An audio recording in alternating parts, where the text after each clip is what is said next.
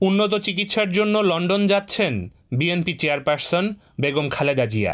৭ জানুয়ারি রাত ১০টায় কাতার এমিরেটসের special air অ্যাম্বুলেন্সে করে কাতারের রাজধানী দোহা হয়ে লন্ডন যাবেন খালেদা জিয়া।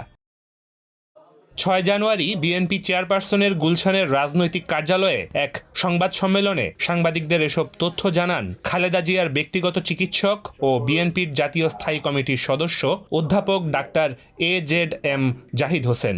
আগামীকালকে ৭ই জানুয়ারি ইনশাল্লাহ রাত ১০টায় কাতার আমিরাতসের আমিরের স্পেশাল এয়ার অ্যাম্বুলেন্সে উনি ইনশাল্লাহ ঢাকা এয়ারপোর্ট থেকে ঢাকা দোহা লন্ডন হিথ্রো এই ফ্লাইট ইনশাল্লাহ উনি যাবেন।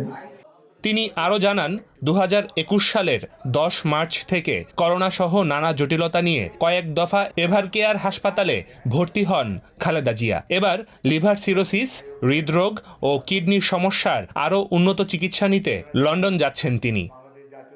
জাহিদ হোসেন বলেন, এয়ার অ্যাম্বুলেন্স থেকে নেমেই লন্ডন ক্লিনিকে যাবেন খালেদা জিয়া। সেখানেই উন্নত চিকিৎসা নেবেন তিনি।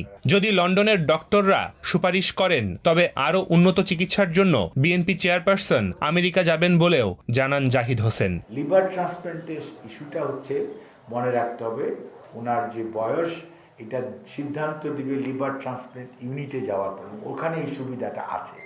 সো দে উইল ডিসাইড যে what will be the next course of treatment. Definitely যদি আমরা ওখানে ওরা সুপারিশ করে যে ইয়েস সিনিস বা এটা ওখানে বা জন হপকিন্স তাদের এখানে নাই, বাইরে নিয়ে যেতে হবে, তখন হয়তো দেওয়ার একটা প্রশ্ন আছে।